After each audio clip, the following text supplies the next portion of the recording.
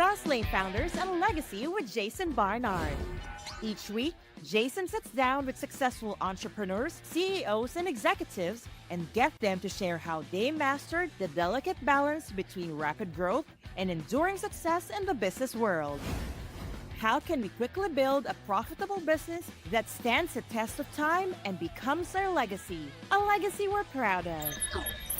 Fastlane Founders and Legacy with Jason Barnard. Hi, everybody, and welcome to another Fastlane Founders and Legacy. I'm Jason Barnard, and a quick hello, and we're good to go. Welcome to the show, Ulf Arnetz. Thank you, Jason. Brilliant, wonderful, delightful to have you here. We're going to be talking about establishing solutions-driven companies. I believe Kalicube is a solutions-driven company, but just by reading your bio and the description of the episode, I realize we're not hitting it out of the park like I thought we were. And you're going to help me. Before we do that, really quickly, I'm going to show you your presence in search and AI. That's your knowledge panel. Looks really good. You look like a superstar. I am. Your digital footprint is super well organized. What you have put together there makes me very proud. Yeah. Well, that's Google putting it together. That's automatic by Google. More and more people are looking like this. And that's what we do at Kalicube. We make people look like this if they don't yet look like this. So obviously you don't need us. Then I look you up in ChatGPT, which now uses search results. And we see that it's using your website as the source of information for a lot of what it's showing. And this is ChatGPT that used to just cite from memory. Now it uses Bing search results. So mastering Bing and Google is now necessary. And this is the really interesting one for me. This is Google Learn About, which a lot of people haven't seen. It's going to kill ChatGPT, or it's going to be the next stage where it mixes together Google search results, its Gemini model, and the knowledge graph. And unfortunately, here it's misunderstood who you are.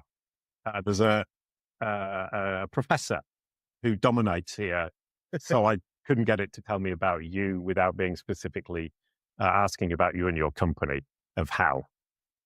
So you're doing a great job. The next stage is going to be AI. How do you feel about that?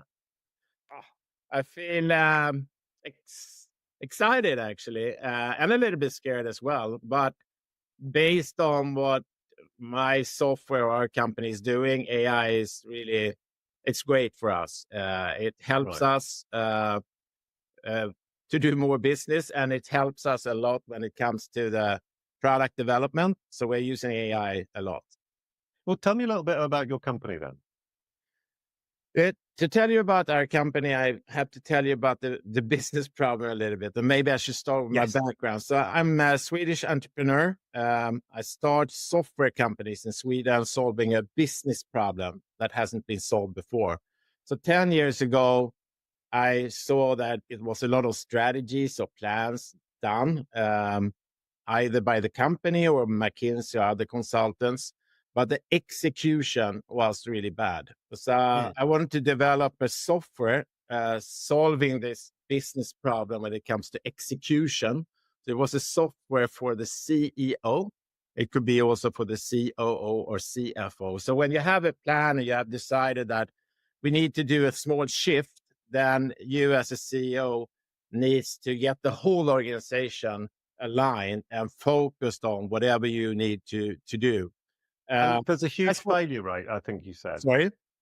There's a huge failure rate of those pivots. Yes, exactly. So we develop a software which helps the CEO with strategy execution and transformation. And it's absolutely how to get down to managers and all employees. And what have happened since then is just an explosion, especially the last couple of years. So the disruption after COVID and based on, that the world had changed, the business world had changed a lot.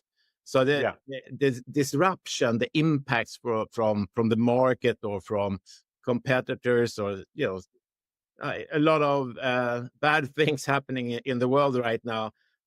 That disruption has an impact on companies. It's about $4 trillion needed in transformation. So nothing is bigger for the companies right now than this transformation need. And in the same time, AI is coming in a rapid speed with about $3 trillion per year, right? So if you're the CEO on the top of this company and you had problems we have solved to our customers before when it comes to strategy execution or transformation, that was before done maybe every 5th year or every 10th year, right? But now you have an environment where the CEO needs to do a lot of things based on AI-driven business models or this type of disruption. And our product is very much making sure that the CEO could get those changes done in a constant way. So it's about constant or continuous transformation in the company. That's what we are working with. Because right now transformation is happening and it's very much an ongoing process, whereas before it would be every 5 or 6 years. Now it's ongoing. And so have you looked in or did you plan this? I planned that, companies must become much better in execution. So that was my plan, for being honest. And I saw that the CEO was driving the digitalization of the whole company was still using no computer or maybe Excel. But I didn't see that this transformation need and the AI was coming so fast. Of course, not when I started the company 10 years ago. And so I saw the need for the CEO, and the CEO needs to change. And McKinsey, for example, which are doing a lot for boards and executives, they started to talk about the need for change for CEOs just a year ago. And that helps us a lot, of course. Okay, brilliant. So, I mean, we've actually got quite a lot in common because I started Kalicube exactly 10 years ago and I've found a gap in the market and I've solved that problem. And AI is helping us because the demand is going to get bigger and bigger as people realize that their representation on AI is going to be key to their current business, to their career and to their legacy. Now, we'll assume somebody's found a gap in the market, they built their company. How do we manage to create that sustainable competitive advantage? Because everyone else is going to start copying us. Yes. I think that if you look in the mirror, when a new technology have arrived to the market the last 30 years, and you and I have been around almost the same time, I think, the technology have not really been used. It's a lot of technology. It's a brand within something that becomes very well known and so on, but it hasn't been used from a business or an end user perspective. So today you have a lot of applications. A mid-sized or large company have too many applications of the same thought. Several OKR systems, several type of workflow systems and so on, and still they haven't solved the business problem. So I think the winner is someone who has a structure, have a thinking about, what are we trying to solve? And then you're using AI in a more structured and usable way. I think those will be the winners in the market. Right. And now, assuming we're both right, and there's a huge demand for our services, your SaaS solution and our services solution, how can we maintain quality as we grow? If we get more and more clients, how do I manage to maintain the quality of both my software and my team? We have already thought about that from the beginning because we have been targeting mid-sized and large companies. The CEO's organization is about 5 times larger than the head of sales. And in sales, you have, for example, Salesforce for the head of sales. But the CEO's organization is larger. So we have been thinking about this from the beginning. So we have the structure we have in our product is already done in order to serve mid-sized and large companies, many employees. And when the number of levels between the CEO and the employee is growing, so you have like 10, maybe 12 layers, it's much more complex. And AI is a great help and enabler for our product to take care of this type of challenges. So we have already thought about it almost by accident from the beginning, but for the last 6 years, we have been focusing on AI and how to use it in order to make it even better and more scalable for mid-sized Right. and large organizations. So you're focusing on implementing AI to help you to maintain the quality of your SaaS product and your service. What about the people involved? Could you explain that question a little bit more? Well, as the team is going to have to grow, whether it grows now because AI doesn't need to grow as much, but it still needs to grow. You still need people behind the software. What ways are there to maintain the quality as you grow in terms of the number of actual people working on this? I think first of all, it's the traditional, like if you are doing something that is very simple and so on, then of course those type of people needs to move on, which I think is great. If you look in the mirror, that have been the case all the time. But if you're doing something in this mid-sized or large organization, regardless if it's in finance or IT or sales and so on, which our product is taking care of, AI is actually helping you. It's like you still need your innovation, you still need to do a good job, you still need to have high quality, make sure that you have a high quality know-how, but you could do your work easier, and most important, you could do it in the same direction. So you could be more aligned with the rest of the organization according to what the CEO would like to change or make happen. But I think that's the same for you. We also using Google AI. I think it's the same for you, that already today you could actually do better work and easier with AI. It's not like you don't know what you should do in 1 year from now. It's just you could do better and better. It's like when we got other type of communications 10 or 20 years ago. It just helps us to become even more efficient. Yep, brilliant. Now you've got your innovative solution, but the CEOs don't know they need this solution. How do you pitch it to them? We are working via management consulting companies. So McKinsey has a business unit called Growth and Transformation, using a product called Wave. Our product is more sophisticated, but we are working via management consulting companies like Frost & Sullivan, Deloitte, and other that don't have this type of application. So that's one way. The other way is tricky, but it's very much via network and also in one way or another getting in touch with CEOs or COO and CFOs. Right. So, I mean, within the CEO community, being in a network where you can actually talk to them is hugely important. And with AI, do you not end up with a situation where people are going to need that human contact more and more to be reassured that you're actually offering something valuable? Yes. Brilliant. Wonderful. Now, on to managing your team and delegating delegating problem-solving responsibilities. What I'm finding is I've always come up with the solutions, but now my team is starting to do it. And we're solving mini problems within the major problem, which is representation on Google and AI. How can I delegate that safely without losing my vision and my approach? Oh, I think I'm very privileged. The team I have around me and the management team and the developers and so on, they have been with me almost from the start of the company. They're very eager. We believe very much in this type of application and our future.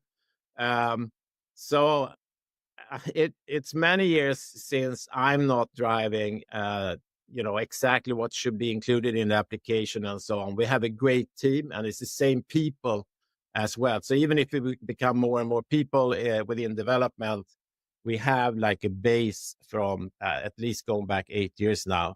And what we have been focused on, or my job in this was from the beginning, that my previous company become number 2 in the world within portal software. So I really wanted to become number 1 this time. So I've been very focused on keeping the application very narrowed, just solving this business problem.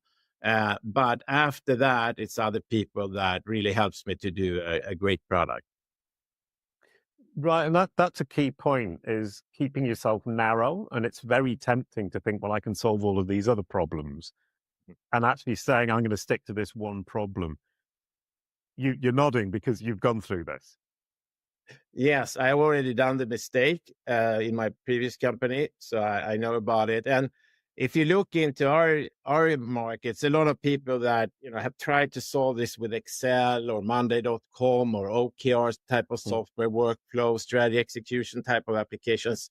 Those type of applications could be used for a lot of different type of purposes, but they're not mm, done for solving the CEO's business problem and what the CEO's is measured on. And mm. as well as you would never exchange your financial application if you're a CFO to be built on those type of tools because they have a wrong thinking from the beginning, or I would say they have a great thinking from the beginning, but not to solve a business critical problem. And that's what we have, a totally different type of idea, and that is starting from the business problem, starting from the CEO's business challenge, starting from internal organizational resistance, and make sure that not only the CEO but also the managers and especially the employees get something out of this. What's in it for me? It needs to be something positive and helping me regardless of what role you have in this mid-sized or large company. Right. Yeah, we made the mistake of releasing our internal software, Kalicube Pro, as a SaaS product. And we realized that we couldn't get agencies to integrate it into their process or replace what they're currently using, which seems similar to the CFO already having the software. Trying to replace that is a lost game. Yeah, so it comes back to the other type of applications. They either just aggregate data, you don't have a way to drive, but it's so much you have to think about if you start from the business need instead of starting from the technology need. And that's why I've been so key on keeping the product narrow, just solving this business problem, not being used for a lot of other purposes. Right. Can we come back again to the team? Am I right in thinking you talk about micro delegation rather than micromanagement? It's really, if someone wants in the beginning, I say, this is micro delegation. For me, it's micro, it's micro delegation in a very positive way. So you decide very much, okay, what's the focus, and then you must find a way to help people to actually keep that focus, but within whatever they are in charge of, that it's bottom up, Right. that you could impact, that you could contribute, and you feel that you have the freedom of how to do it, but still that you get progress according to what we have decided. Right. Which brings me to kind of a problem that I'm struggling with is, how can I build systems where we're all going in the same direction for the same single problem that we're trying to solve, give accountability systems that help people move forward on my team without restricting them? Yeah, it is very, very difficult to do that. Yeah.